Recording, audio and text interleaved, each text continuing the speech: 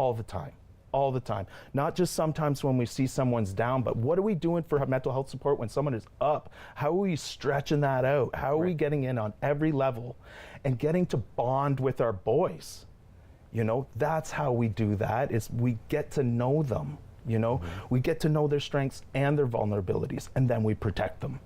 And if we're all protecting each other, if we're all into this mind frame of we take care of each other when it's this kind of situation, and we boost each other when it's the other one. Do you guys remember MNG?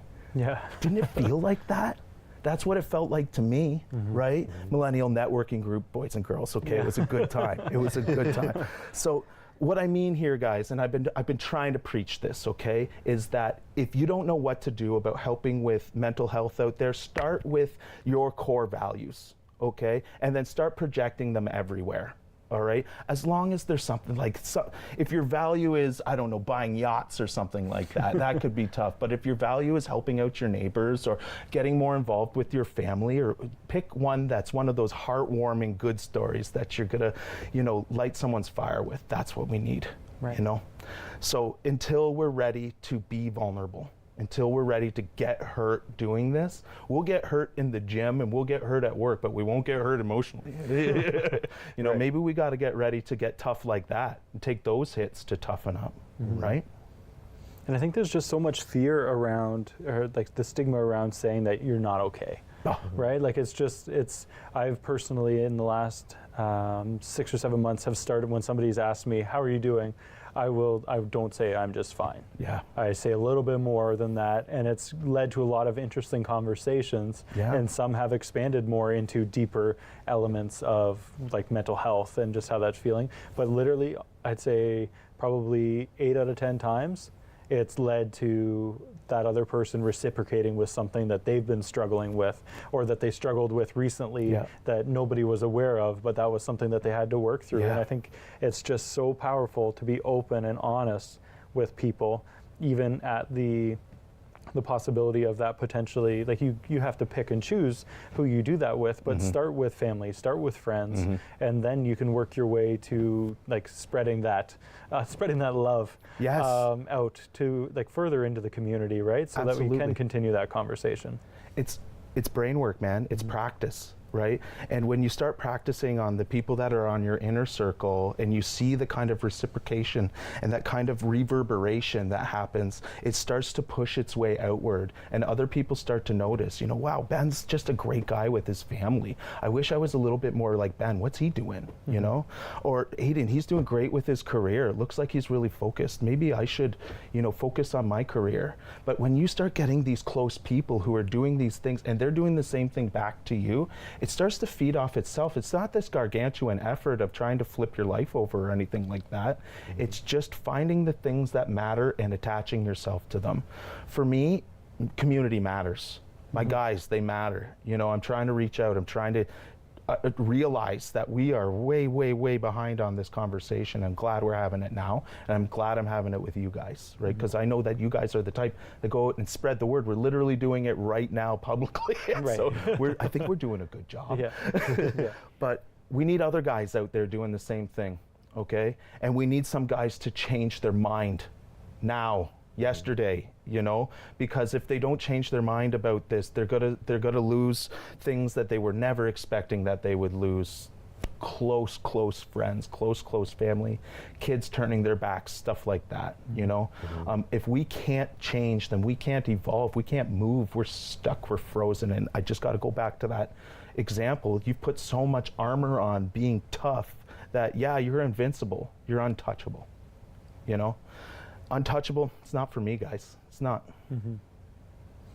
And Greg, why is it important for you to, like, you're so passionate about this subject, why is it important for you to share this message that you're sharing with us today? Last year, you guys might remember, but everyone listening might not, I came right after my best friend and head of fitness's funeral. And we don't know exactly what happened to Liam, but he was found by himself with drugs and alcohol at the scene. He quit his job with me. Prior to that, that was the communication, right? He gave me his father's jacket leather jacket. Yeah. His father We had have 30 died seconds left. a Great. couple of years before that. And so I started a charity called Liam's Lift. Okay. And what I do is I take a couple bucks, I throw it at some people in the Strathroy community to try to help them out. Liam would love it. I love it. And I would love it if you could support that. Perfect. Thank you so much, Greg. And where Liam's Lift? Liam's Lift. You can find it at casualathlete.ca. Perfect. Thank you so much, Greg. We really appreciate your time. Thank you for coming in, and we will be right back after this.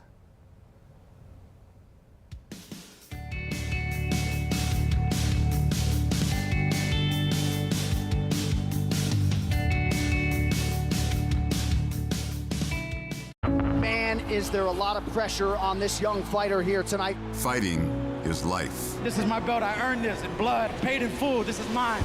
Everyone gets knocked down, but fighters get back up. You cannot break me, I promise you. Adversity is the road to victory. Sacrifice is the price for glory. The very struggle for survival is the fight for greatness.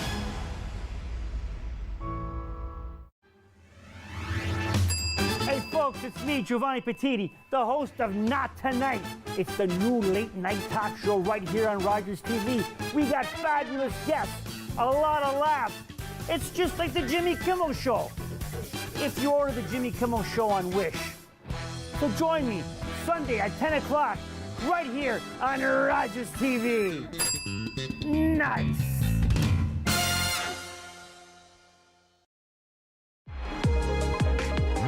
Aging Well brings you conversations with experts to help empower your golden years with enthusiasm and optimism. Don't miss Aging Well with Angela and Alice Liu, Thursdays at 7:30 p.m.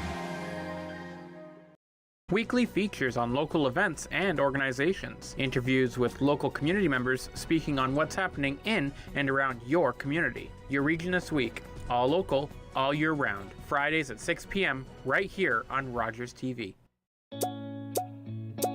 I'm sure right now a lot of you feel like you aren't able to be who you truly are. What's most important, more important than everybody else knowing who you are, is that you know who you are. As a young person, time moves slower for you. And just know that things will get better. It Gets Better Canada is a registered Canadian charity with a focus on uplifting our queer youth through the power of digital storytelling. As a Two-Spirit person, I use they, them pronouns, but that's not the case for every Two-Spirit person. There are so many voices out there that we didn't have 10 years ago, 20 years ago. No matter what your mind tells you, you really are perfect the way you are, so stop beating yourself up so much.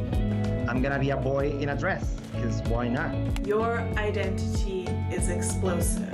We all have our unique journeys, but one thing that connects us all is the desire to be happy, the desire to celebrate being our authentic selves.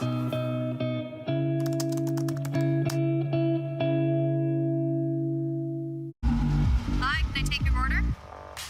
Hello? Oh, hey. Wait, what was the question? Let me guess. One driving high combo, extra baked? No. Could I get a burger with a side of fries? Think you're a better driver when you're high? Think again. Smoking weed affects reaction time and concentration. A message from Mad Canada.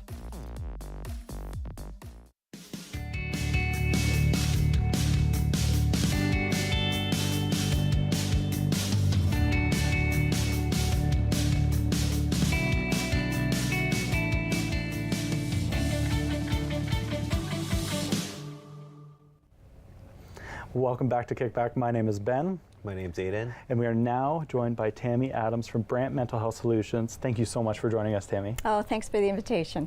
We wanted to talk about grief, specifically grief with men. Okay. Can you share first off a little bit about what is grief?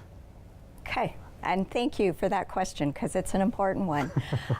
We tend to think it's the death of a loved one, which of course it is, or a romantic breakup. But there's actually over 40 reasons why we might grieve. And so many of those get overlooked because we kind of lock ourselves into this box of the death of a loved one. So I would like the audience just to filter their life through these kind of 5 definitions. So grief is an emotional loss of any kind. It's also a change in something that we knew to be familiar. It's about all those things in our lives that we wished had been better, different, or more, our unrealized hopes, dreams, and expectations. And finally, it's about all of those things that remain left unsaid, or things that we said that we thought weren't heard, or things that we wish we could say again, only this time with someone listening. So when you take those 5 definitions and then you filter that through all these 40 reasons, it's absolutely no wonder that we're all walking around with unresolved grief we don't even know we have. That's amazing. Like, I had no idea that there was that many aspects to it to be able to, but it makes a lot of sense. It does. Every novel, every TV show, every movie, every play, it's all driven by unresolved emotions. And I think you put it so well. So like when an individual is grieving, like how does that show up? Well, it shows up a little bit different for men or women. Now, grief is the same for both genders, and the process is the same, but it tends to show up a little differently. For example, women may not always have the tools, but it's acceptable for us to sit down, talk to a girlfriend, cry openly, complain, you know, try to find the answer.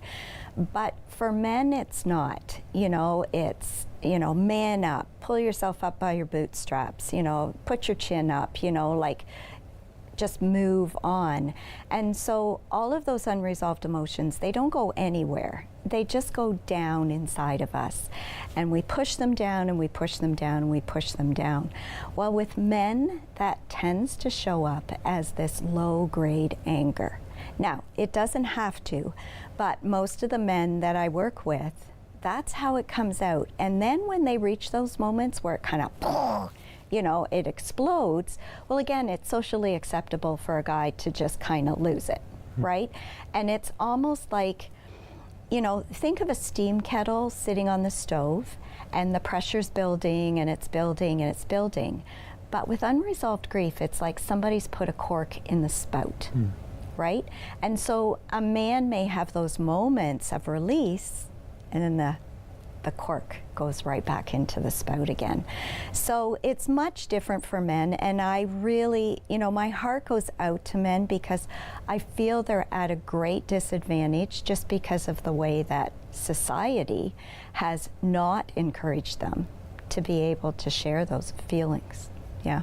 Right. And how might, like for viewers at home maybe that don't realize, like you just dropped a big piece of information there as far as like how many different types of grief there are. What are some ways that grief can show up in somebody's life? There's a variety of different ways. And what I want to stress to the audience is there's no universal reaction to grief. So there's not a one-size-fits-all. It'll show up differently for everybody. But you might find that your eating is disrupted, your sleep patterns are disrupted. There might be a lack of focus. And one of the big things that we're really not aware of is when we first experience a loss, there's usually excess energy, and so we'll do things a little bit more than we used to. You know, so we might have an extra glass of wine, might watch another movie on Netflix, you know, might shop a little bit more, that sort of thing. And that's pretty normal and natural in that first, you know, short period of time right after you experience a loss. But what happens is if those go unrecognized and they go unchecked, well, you've got to have another glass of wine or another bag of chips, or you need to shop just a little bit more. And so we refer to those as STRBs, short-term energy relieving behaviors, which, like I say, are very normal at the beginning, but not helpful if they're left, because then they are running the show.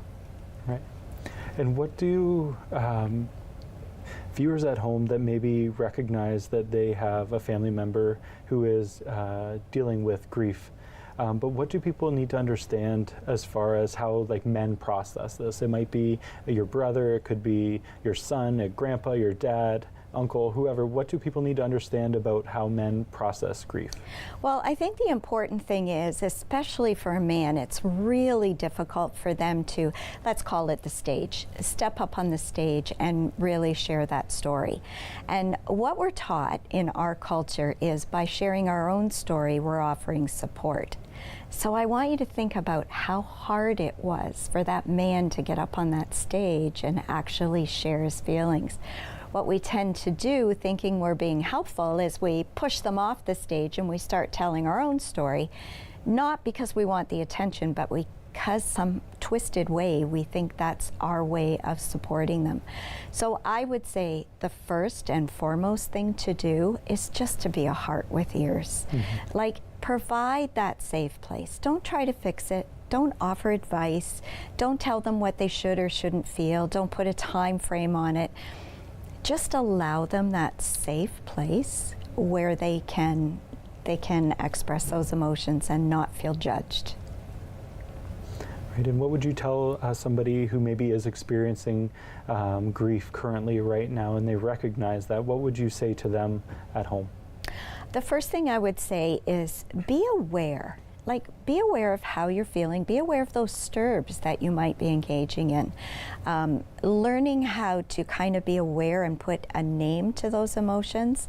Journaling is a really good way to begin that process. But the real trick to moving to the other side of grief is very personal, it's very overwhelming, and it's very, very hard to be the observer in your own life. And without the correct steps in order to identify and process those emotions, we just keep looping and looping and looping. So I guess, one of the takeaways I'd like to have people take from this is to normalize not only the conversation of what grief is, normalize it for men, but also to normalize the fact that it's okay to reach out for help. We have just for so long felt on our own and that we have to process these emotions and figure it out. Well, without the correct tools, it's like trying to paint a room with a screwdriver. Right. It just gets messy. And Tammy, where can people find more from you? They can reach me at the Mental Health Solutions office in Brantford. Wonderful. Thank you so much for joining us today, Tammy. It's been a pleasure, and we will be right back after this.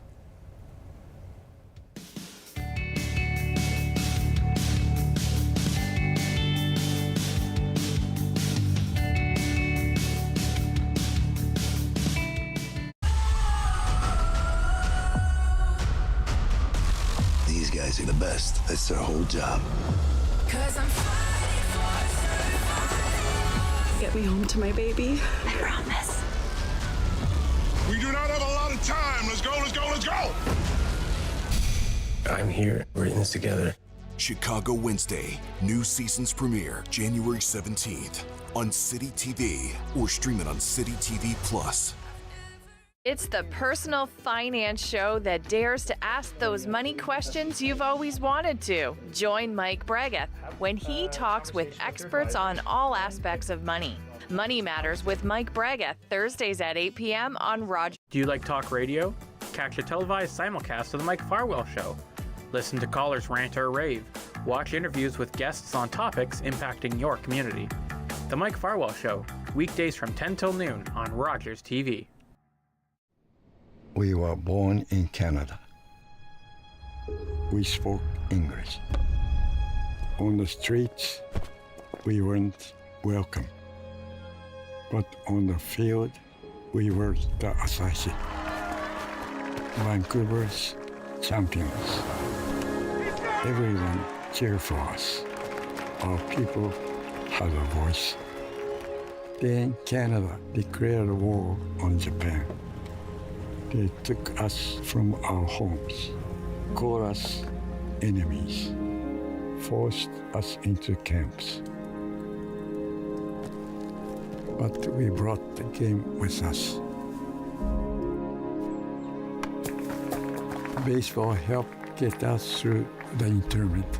The Vancouver Asahi were among the 22,000 Japanese Canadians interned during the Second World War. The team never played another game.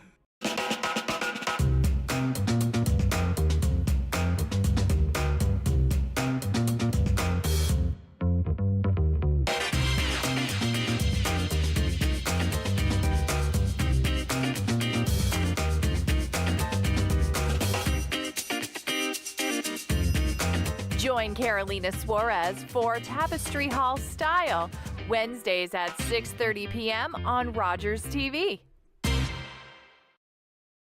For 25 years, you've been helping to make our roads safer by doing the right thing. You've been the designated driver, you've stayed over, called home, you've called a cab or a friend, and planned ahead. Let's keep doing the right thing. Support sober driving by getting yourself and your friends home safely. Do the right thing. Visit ArriveAlive.org to find out more. Arrive Alive. Drive sober.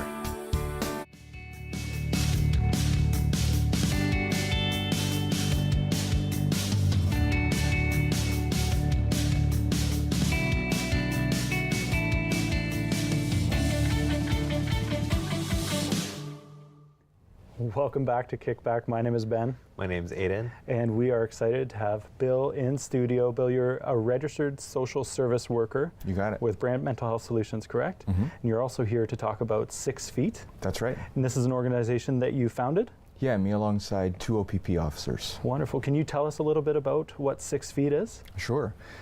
6 Feet is currently housed in my basement because my beautiful, lovely, caring, and understanding wife let me retrofit our basement into like a martial arts club. Cool. So we started when COVID shut all of the jiu-jitsu clubs down, and we needed somewhere to train. And I bought some mats and started putting things together, and in very short order, we realized when things closed down, how affected we were, just our day-to-day, and like our, you know, our standpoint from a mental health perspective was affected. So 6 Feet endeavors to open a facility to blend martial arts training with access to formal mental health supports for first responders. And our main focus is on more of the upstream side of mental health. So less about people in crisis and dealing with things actively, and more about preparing first responders to interact with trauma. Right. And I think that's incredible because oftentimes the individuals that are putting themselves in those positions that have become police, fire, paramedic, whatever it might be, front line, they are put up on the pedestal of being strong, and they don't necessarily have those issues to deal with, right? And they deal with so much. They put themselves in harm's way consistently, and it's so important to be able to actively train them so that they're prepared for something instead of dealing with the crises that they're dealing with becoming one of them themselves, right? Yeah, you know, so I look at it like there's an awful lot of support for people once they start having a hard time with some of these calls or some of these experiences. But there's not as many supports available to actively prepare people in a very formal way and to recognize the tools or, you know, the tactics, techniques, and procedures you can use to get yourself ready. Here's the way I explain it to people who are brand new to jiu-jitsu. You imagine that you're standing on top of a castle wall surveying everything you've built and everything that you're proud of. And off in the distance there's this clan of barbarians, and we'll call that trauma. Right. And no matter what you do, it doesn't matter how you discuss it with them, they're coming. And I think the thing that allows you to get ready is the recognition that there's time involved. They're not here yet. They're on the way. So what we're trying to do is build bigger bricks, right? We're trying to get those walls to be prepared for when some of those calls come along. Right. And how has the project been received so far? I mean, pretty well.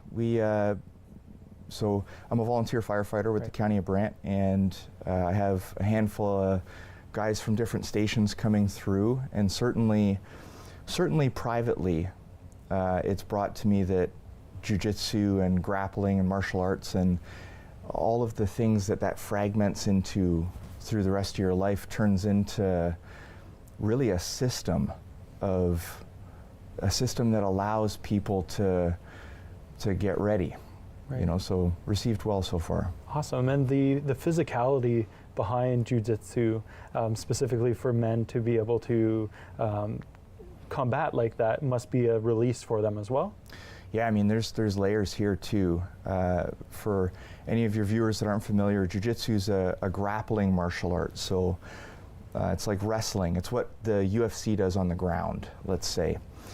And the benefit of that style of martial art is that you're not really getting hit in the head a lot. So it allows you to train with a lot of intensity.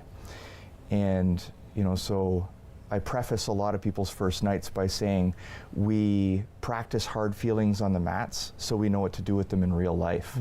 But on the other side of that, it allows men specifically maybe to practice a part of themselves and to reference and to meet a part of themselves that is wildly inappropriate in any other facet of life. Right. You actually get to express a violent part of yourself and understand the power that you can be capable of, and then actively make the decision to harness that and not just let that run wild. And I think there's something incredibly meaningful about that process. Right, and I can tell and I can feel it, the passion behind this, and I can see you lighting up about it. Yeah. Why is doing this important for you? Oh, that's a great question. Because somebody has to. And because somebody has to. And if we count on the systems that are in place to do this for us, like there's a flag hanging up in our gym that says nobody's coming. And it's this idea or this premise that says, you know, for big things to happen, you have to move these gigantic bureaucratic boulders out of the way and try and find these flanks and all this political stuff. We can get that done in my basement. Right. You know, and so why is it important? Because I've seen failures in large systems with the way that first responders are underserved when it comes to mental health. And I'm naive enough, or maybe foolish enough, to believe that I can do something about that. Here's the best way that I can put it. Jordan Peterson's a thinker from University of Toronto. Of course, he's done all kinds of things since, but he says that you should aim at the highest possible good.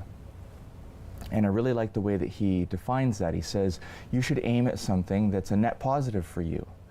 But you should also aim at something that's a net positive for your family. So if you're doing something good for you, it's also good for your family. So what if you could do something that's a net positive for you and is also good for your family and maybe for your community? And then if you extrapolate that out to the furthest it can be, the highest possible good might sound something like this. Can I aim at something that's good for me? It's also good for my family. It's also good for my community and maybe the world for the rest of recorded history. And like, why wouldn't you aim at something like that? Right. Well, that's incredible. I really appreciate all that you're doing for our community, and thank you for pushing for that. Where can people find more about 6 Feet? At 6feet.ca, proudly Canadian, and on Instagram at 6Foxtrot, spelled as it sounds, SIXFOXTROT. Wonderful, and thank you so much for joining us today. We really appreciate you taking the time, Bill. Thank you, and we will be right back after this.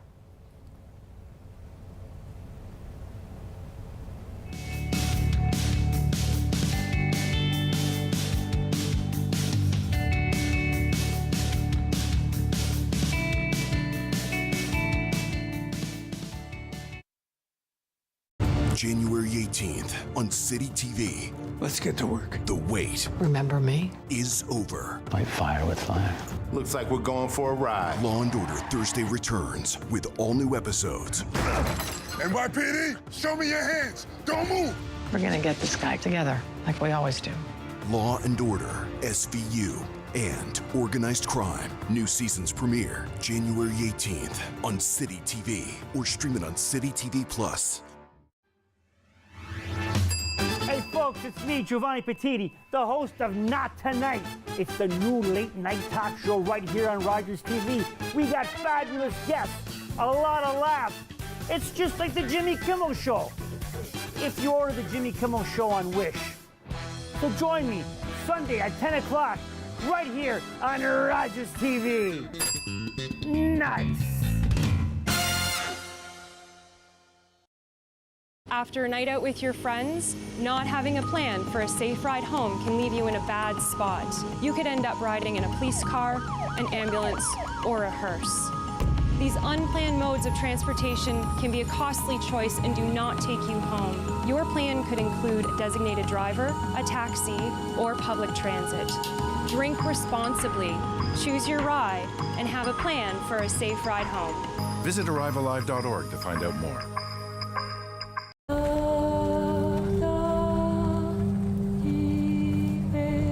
Our ancestors came here from France to build a better life. We lived here happily for generations. Until the British decided they wanted our land. The men were called to a meeting and then imprisoned. They demanded we swear an oath to their king and took everything, regardless. We were forced from Acadie, the only home we knew. Mon Acadie n'existera plus.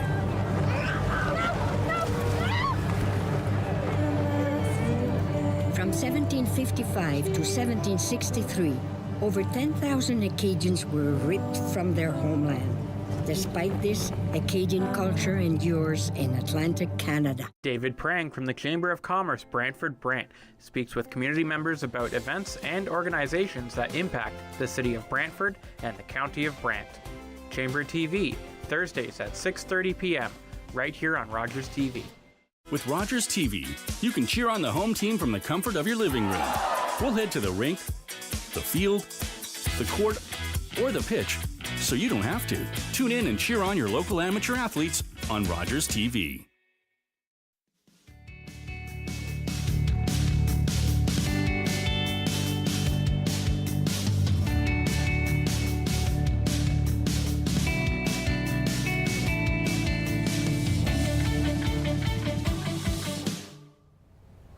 Welcome back to KickBack. This is the final segment of our production today.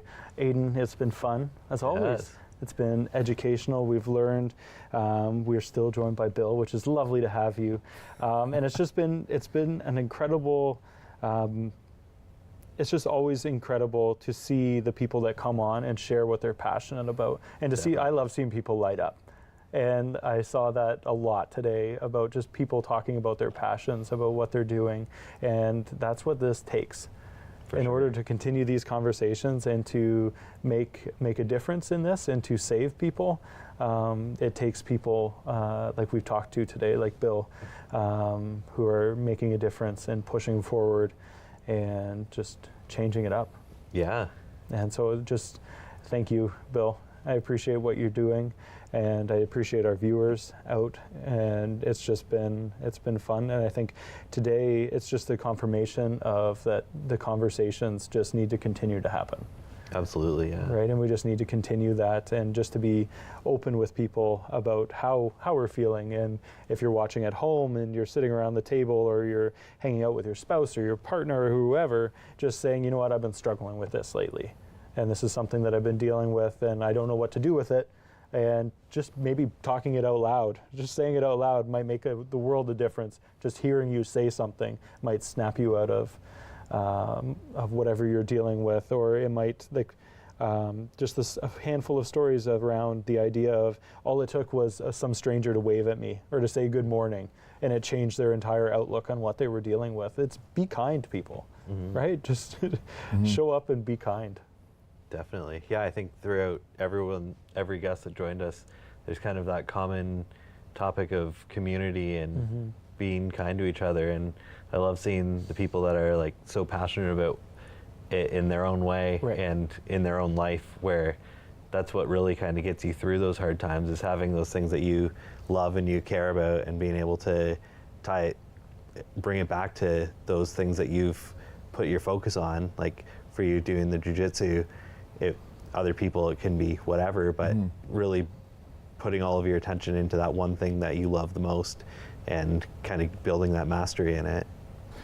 I mean, I think too, just to speak on, you know, a couple of guys speaking openly like this, just like this. You know, you were saying about how reach out and say, hey, I'm struggling.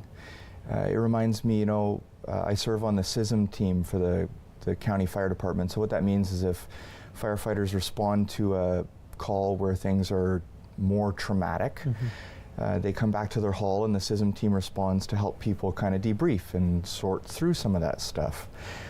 And I'm reminded over the holiday season, if I can speak on, you know, behalf of what we saw out there, it was rough in the county this holiday season. There was quite a few of those calls. And you might imagine a scenario where there's a bunch of firefighters in a room like this, and I'm fine. And we had one CISM debriefing where, what do you know, somebody just said, I went to church last night and it was weird. Right? And then just let that simmer for a second. And weird is not bad, it's just different.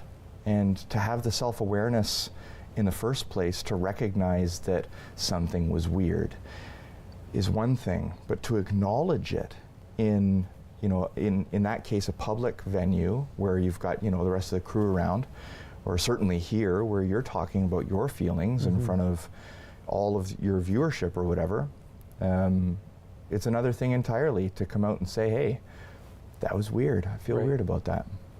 Right, totally. You know, so I think, and that speaks to resolve and strength and courage. It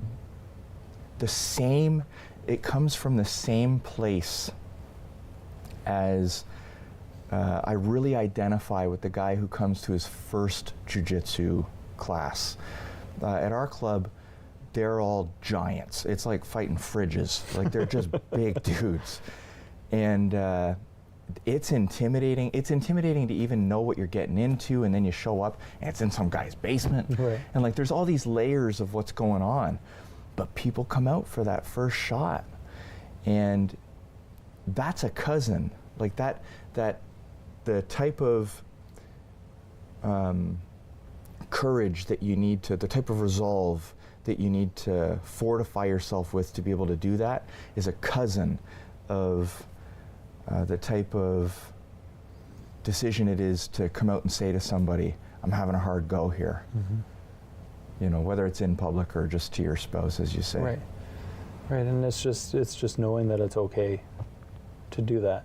Yeah, this process here acknowledges that. It normalizes. That's, I think, certainly as men, if I can speak on that, what we maybe even have the responsibility to do for other men in our circles is to be open enough and to take a large enough risk to say to another guy, I'm having a hard go here. And maybe not even I'm having a hard go, but I've experienced something. Right. Because sometimes that's enough. Is that you might not have, you know, in my case, somebody come out and say, you know, that last call was really sticky and I'm having a hard time going to sleep, or pick your symptom. I'm drinking more, I'm not working out, I'm angry at my cat for no reason. But to even come out and say, to maybe admit that that was a traumatic call. Right. And, you know, one of the things that we discuss on the mats and certainly off the mats is this premise that I'm working on called the heroic ideal, okay, where you want to make a room full of firefighters or cops feel really uncomfortable really fast, start using the word hero.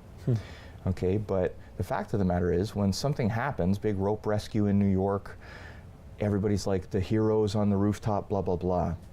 So what that says to me is that I'm expected, given my position, to do the things in my lifestyle that heroic people do, because that's kind of what people are looking at you for. Now, the thing that gets mixed up with is you don't have to wear a firefighter's helmet to do that, right? We all have family, we have friends, we have, certainly by virtue of you being alive, you are going to experience traumatic situations. The barbarians are coming, right? They're coming. And you have this opportunity now, it's like I'm going to bestow this onto you. You have this opportunity to ready yourself so that when the time comes and, you know, pick your poison. When you're at the hospital and something happens and the whole family's there and everybody's drawn up, somebody's going to have to step forward, right? And you can functionally get ready for that like a skill, right? You can subject yourself to unmeasurable difficulty. Go run a marathon, right? And that's functionally preparing you to step in front of trauma. Come to my jiu-jitsu club. Right.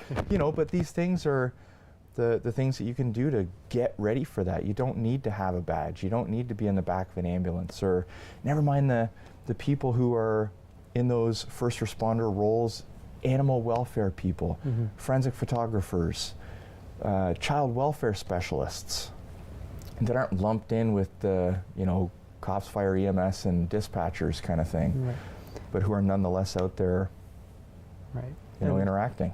Right, and it's just been, I really appreciate, we have to wrap up for the day, but thank you again so much for being here, Bill. We appreciate the extra time with you today. I would just want to send a thank you out to Aidan and the entire production team here at Rogers TV, everybody that's been involved with us, all of the guests, everybody that's watched today, everybody that's commented, talked, helped, shared, promoted this over the last 7 years. It's been a fun journey. It's been eye-opening, and just know that it's okay to not be okay. And thank you. If you were struggling today and you spent it with us, thank you. And don't be afraid to share how you're feeling with your friends, your family, your loved ones. And that wraps up this year. So thank you. Thank you, everybody.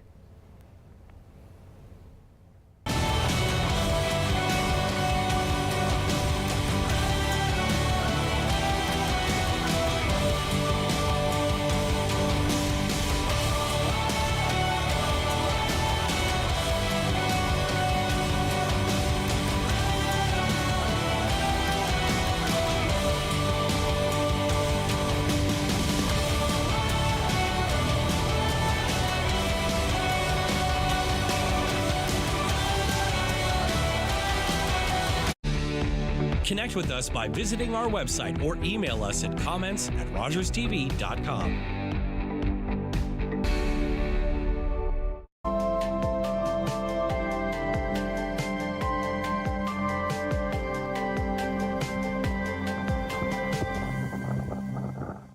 We fought our way through Italy and then headed for Amsterdam, sweeping for Germans along the way.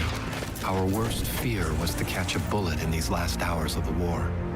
I was 15 when the Nazis invaded the Netherlands. More than